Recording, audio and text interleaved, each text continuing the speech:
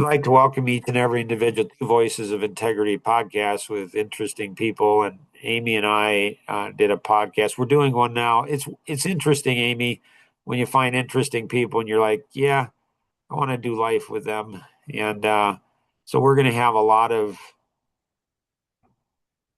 like I cry a lot for a guy. It's like, and so I might tear up, especially. So I'm an empath, and so I can feel people's pain. And it's weird because just, I don't know, a year ago, I realized that I didn't teach my kids how to have empathy. So you had said in the pre-show, so if you're participating, we meet every Thursday, 7 o'clock Eastern time. And you can go to www.ravingfan.net if you want to participate. You don't have to you don't have to be on video. You can just sit there. There's something, it's like going to a live concert versus, so you just sit there, but you can participate as well if you want to. So Amy was saying it's been a tough week and like the fighting, it seems to me, Amy, that the fighting becomes the most fiercest when you're, closest to the enemy camp. Like when you're about ready to make a breakthrough, you just you just like, I just want to give up. I just want to quit. It's Yeah. it's it's too much. It's The too much. messy middle, which is funny because I teach business owners about being in the messy middle, but it's worse when you're in the messy middle of everything, right? And so, and how to navigate that. And then if you've had any kind of trauma, which most people have had some sort of trauma, I don't think there's anyone living out there in a trauma-free life. But, is there things that derail you? And one of my favorite bosses when I worked in radio was a guy named Mark. Funny, right, Mark? Not this Mark, a different Mark. Um, but he used to say, if you had like a bad attitude, it was a pink fuzzy slipper day. And you like should leave and not work because you're toxic, right? And you're not going to bring anything good to the table with your bad attitude. So go home and put on pink fuzzy slippers. And I still live that today. But I think there's times like when you're in the messy middle of your business, and if you're also a recovering workaholic, taking time for self just to decompress and have a day off, you fight yourself on it. Or at least I fight myself on it. I mean, Mark, what do you think? Well, and Nora, you can jump in, for He sure. You doesn't take a day off. Yeah. So I don't know if he fights it or if he just doesn't do it. Do you ever like feel like you're fighting to just like take a day off? So she's not very nice to me, Amy. I don't know if you noticed that because what she's just about ready to say is he doesn't work. He just doesn't work. He takes 7 days off. Like I've never seen a guy like he plays pickleball 6, 7 days a week. Like he's just um so in Ford versus Ferrari, he says, my daddy said, the man that loves what he does is the luckiest man in the world because that man will never work a day in his life. There are some people, dang, I don't know if they're lucky or not, but they got to do something, and it's going to drive them clean out of their mind if they don't. And so I think I've learned, Amy,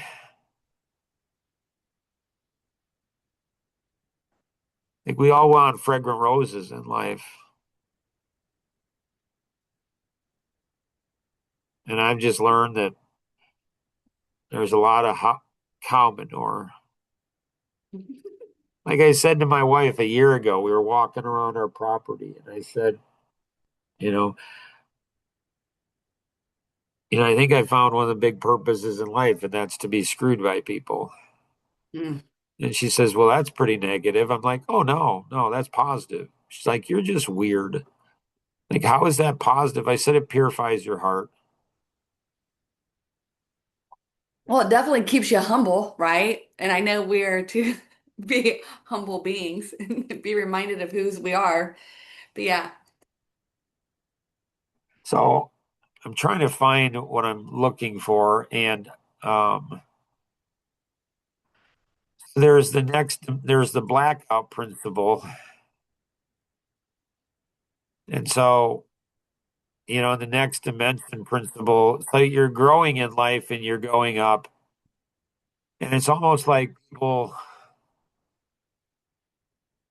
want to coast. They want to get to a point and then they just want to. So, Amy and Nora, you both can interrupt because Amy's going to bring things out in me that most people are terrified of bringing out. So when we're looking at your dimensions, right, there's that gap between the dimensions. Would you consider that dimensional gap the messy middle? It Like is. where it's That's just a that's what little I was bit chaotic? Yeah. right, and that's where I'm trying to find the thing. Because where did my thing go? Because I had it here, but I can't find it. So yeah, we're working on that, on finding that. It is. It's great that you call it the messy middle.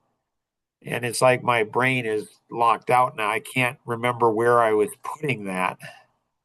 But yes, it's like in that gap, the next dimension, before you jump to the next dimension, there's a gap.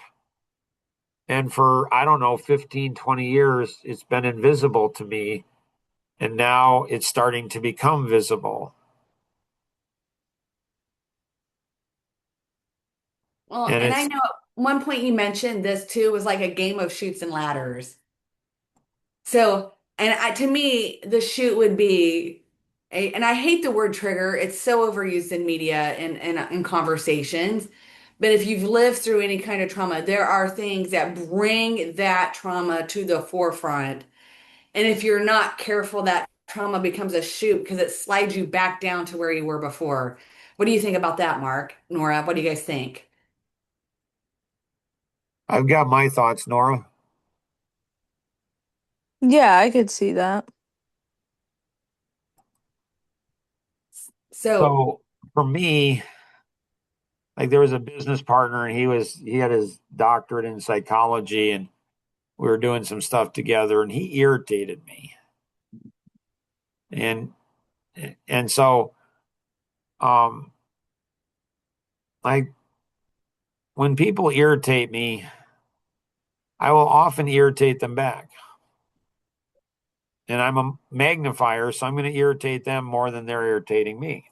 And he said to me, he says, like I got raised my voice or intensity, and he's like, "Oh, good, Mark.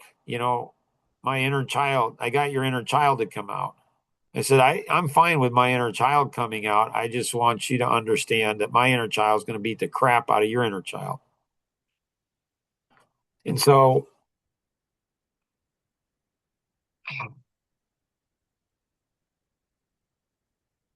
I mean, we're working on a number of these things here, like on this one here, we're breaking it down.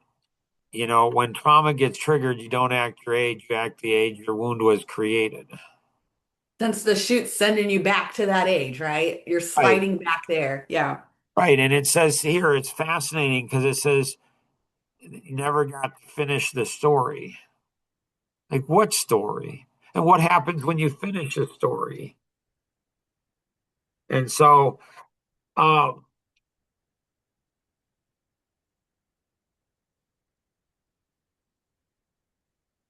so again, I'm not saying like, am I trying, am I trying to go ahead and run out the clock? Because, it's getting pretty messy. Yeah. And so again, ladies, if you want to take it a direction, you can take it a direction. Nora went ahead and it was really cool because she said, so the three of us would be Christians, Mhm. but very different Christians than other Christians, I think. And so Nora said, I don't know that you, so I don't know that you're, I don't know that, I have concern that you're you're not going to go to heaven. Like you're not, Yeah. and nobody, and I Well, love that. no, it's interesting that you bring that up because I just had a conversation about that last Saturday in Bible study. But well, so talk about never got to finish the story on that. Sometimes you don't get to finish the story because you don't have all the pieces of the trauma for one. But you have to have things in place to keep you from sliding down that chute too and not always living in that moment, right? You can't have the victim mentality in my thought. Well, and So, that's where, like, and when I was in my mid 30s, and I forget, like, I do 15 to 25 podcasts a week. So try to keep track of everybody I talk to in my mind. I try to keep track of everybody I talk to, everything I say, because when people tell me the same story over and over again, I'm like, do you not remember telling me the story? So I don't want to do that on the podcast or other, but sometimes the story bears repeating. Plus, the people yeah. who are joining us haven't been through all the other ones, so I don't know. So I was in my mid 30s, and all of a sudden I just started crying like pretty uncontrollably. And you know, 7 kids, and my wife, she's like, she could tell like he's not doing well. Like he could have a nervous breakdown. And she's like, do we need to get you into the hospital or something? And I'm like, no, just get me an egg timer. And and I set the timer for 60 minutes, cried for 60 minutes, washed up, went back to work. So for me, I think that we, I think we, I think trauma is stupid. I mean, trauma, like it's like we've done work over the years in helping, you know, girls, making awareness, generating funds for getting girls out of child trafficking. And there's a group we worked with in Home of Hope in Texas. And it's like when, I don't know, within 30 minutes of a girl running away in Texas, she's being trafficked. It's just crazy. And, these girls, like, and when you're trafficked, I mean, a girl can be 9 years old and she's being raped 30 times a day. Yeah. And I have, 11 grandkids and 7 of them are daughters. Like it just ticks me off. I mean, I just like I can do something about that. Hmm. And so, but then, then I was, we helped another group, and this was a very successful woman, and she had been trafficked as a child. And I didn't meet her, but I heard her story and worked with her organization. She was married, had kids, and then she became very, very successful as a businesswoman, like unbelievable. So then she started a nonprofit. She brought in ex-Navy SEALs and ops to come in. Like it's tragic, but it's interesting. And I was talking to a black woman out of Texas, and I was sharing about how girls go ahead and like I have a heart, like they're being raped 30 times a day. So one is it helps me to have perspective. Like a lot of times, people that have had a lot of trauma, like crazy amounts of trauma, they're very gracious and they say, well, there's no hierarchy of trauma. And I just want to say, I'm pretty sure there is a hierarchy of trauma. And I'm pretty sure you have higher trauma than I've had. Like, and so, but they're gracious. They're trying to be gracious with it. And I talked to this black woman. And I said, yeah, I like these girls are being raped 30 times a day for years. Mm. And she's like, being raped once is harder than being raped 30 times a day. And my Mm. heart went out for her because I knew what she was talking about. I could feel her energy. And it's not like she's wrong. Like Mhm. I got what she was saying. I mean, I did say to her, if you do talk to somebody who's trafficked, you might not want to say, being raped once is like, yeah, it's worse than, but the human brain has this crazy, insane ability to heal. But Yep. we put it in with drugs and all kinds of therapy that I'm Yes. not saying it's bad. I'm just saying there's a lot more money to be made in helping people than healing people. At Yeah. least And that's what people think. And I'm totally going to lead right into the addiction, right? So are there, because I feel that there's good addictions and I feel that there's bad addictions, See, that's right? just cool. Like, what's Yeah. a good addiction? I think a good addiction, like having a business or a job that you love that doesn't feel like work and you're excited and fired up to show up and you're being productive and helping other people, right? Right. I think now, I'm not saying workaholics, you still have to have boundaries, but when you're fired up, you wake up in the morning and you're excited to do what you do. I think that's a good addiction. So, Nora, did you want to weigh in on that with me?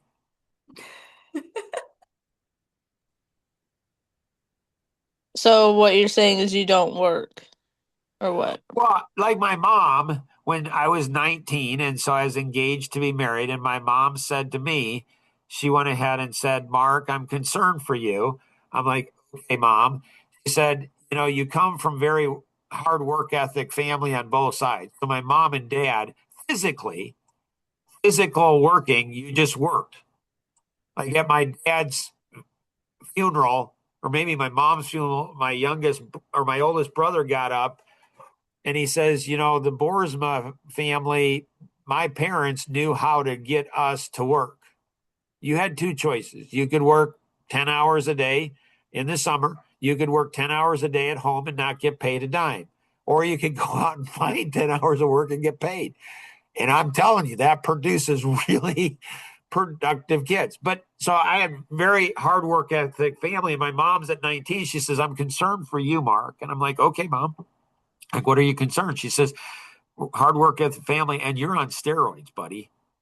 Like, like when I was in high school, I had two full-time jobs in the summer and four part-time jobs. I mean, I just worked. I just skipped high school totally because I just saw, I'm like, I observed and I'm like, how many people have high school friends stay forever? Like, not a lot. Most of the time they go on. And so why would you do that?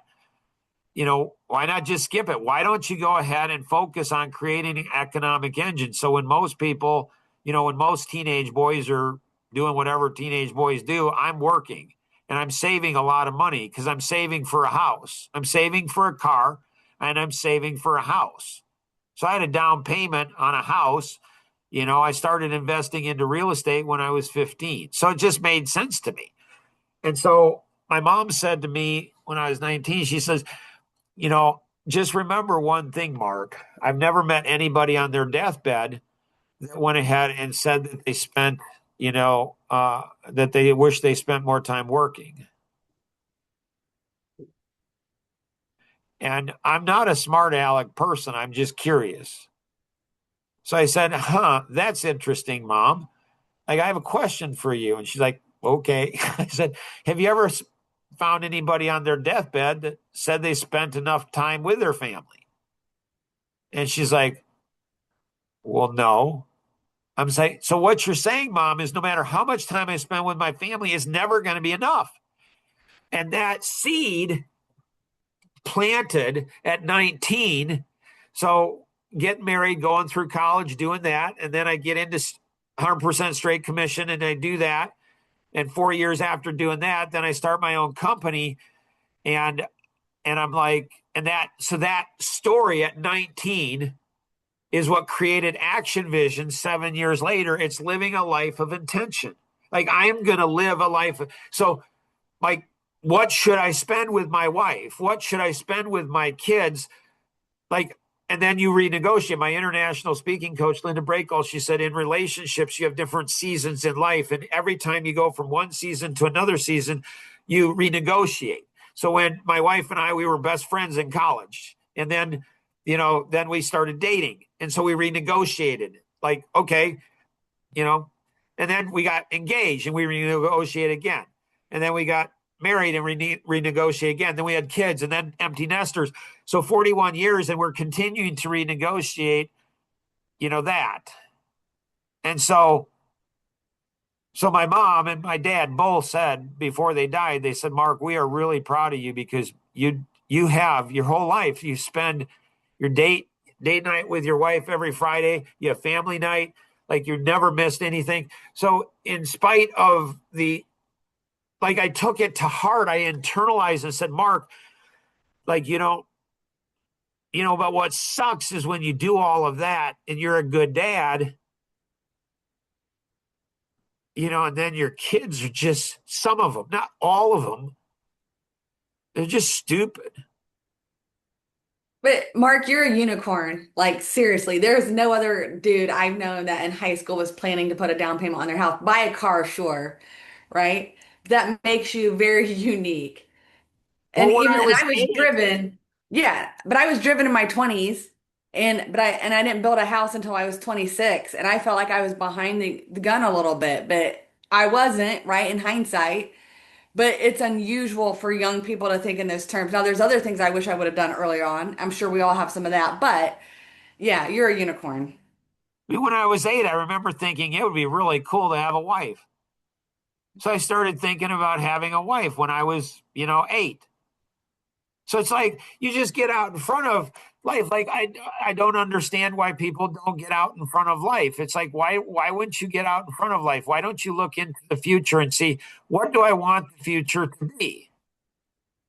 Like why I don't understand that. It's just weird to me. It's like so you're going to have a future hopefully. So why don't you go ahead and think what do I want the future to be? So like my wife, like when we were in college, she really wanted to date me.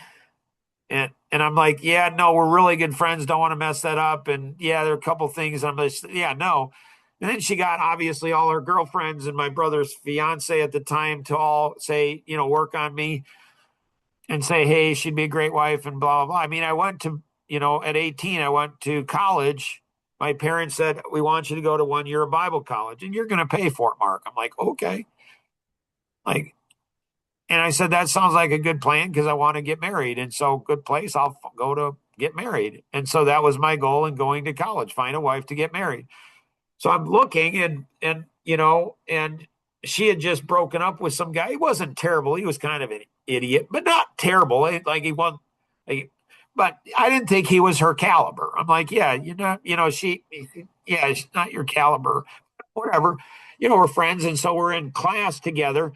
And she says, hey, Mark, I've had challenges finding good guys. I'm like, yeah, I can see that. She's like, um, can you help me? Like, I'm 18 years old. I'm like, sure, absolutely. So he said, so I've been thinking about this since I was 8. 10 years I've been thinking, what kind of a wife do I want? Like, I want this, this, this, this. I had it all mapped out in my mind. I'm like, this is clear. This is how it's going to be. And so I said, write down everything you're looking for in a husband. So you're clear. It's just common sense. Like if an 8-year-old can figure that out, like it'd be good to prepare for that. And so the next day she comes back to class and she's got her list. And she's like, here's my list. It wasn't bad. It wasn't, I mean, she obviously hadn't been thinking about it for 10 years, but I mean, so she goes ahead and, she says this, and I'm like, okay. And then she goes ahead and she says, Mark, I think it's only fair since I showed you my list that you show me yours. I did not see that coming. Like I knew I'm like, I gotta take another look at this girl because she's smart. Like I I mean she went ahead and had me. I'm like, dang, this girl was good. Like totally caught off guard. It didn't take me a day. I mean, by the end of class, I gave her a list. This is what I'm looking for. I didn't find out until, I don't know, 20 years later. She took that list and went back to her dorm and cried. Aw.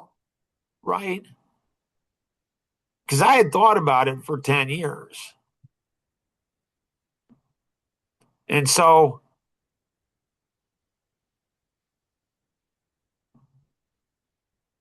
I mean, when your life vision is bigger than death, you get over stuff.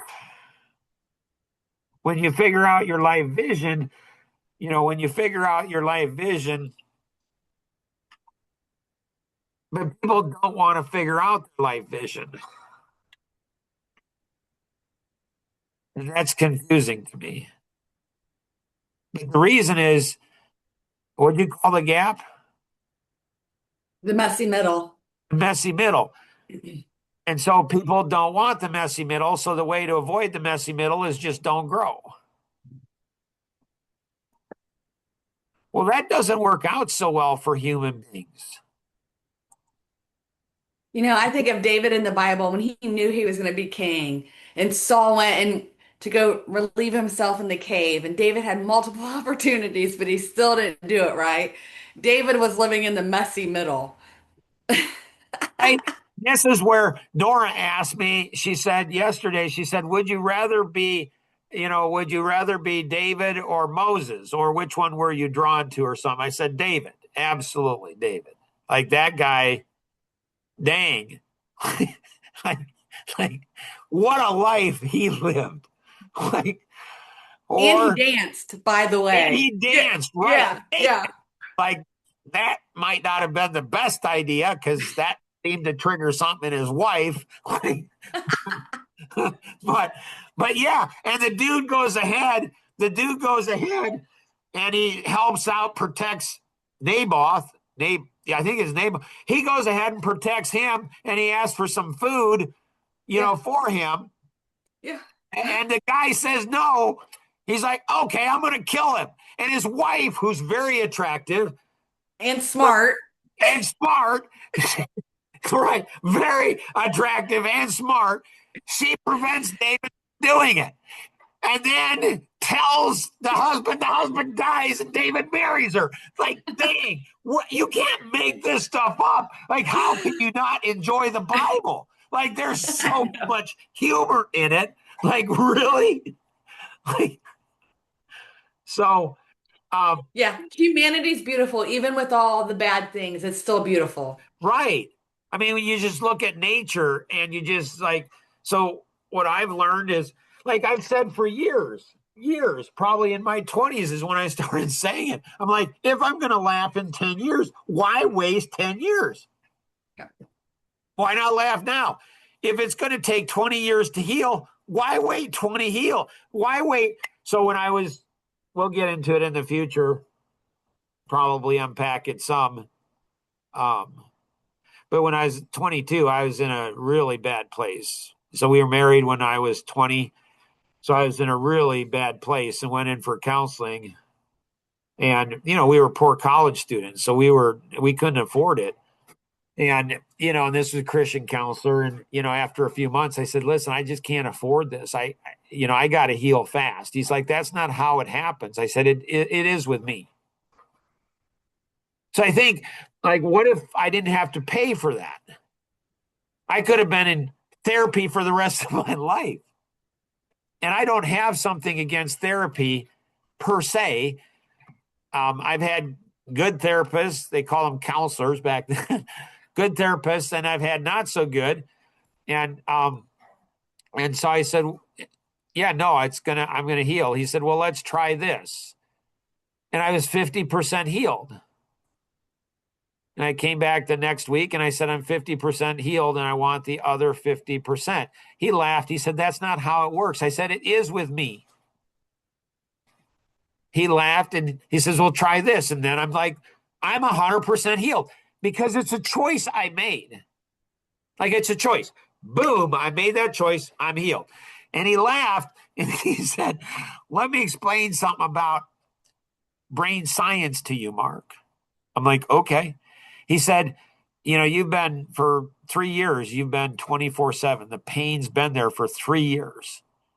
I'm like, yep. And he says, so now it's, only half that time. And then it's going to be once a week and once a month and once a year. He said, it's not guaranteed, but likely it will be with you for the rest of your life. And I'm like, okay. He says, but it might be in 3 to 5 year cycles.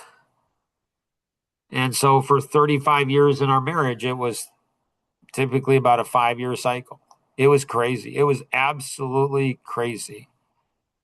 And so, and then at 35 years into our marriage, then all of a sudden the truth came out, at least part of the truth. So more of the truth than what had come out before. And so my wife, and she's given me permission, she's fine with me talking about it.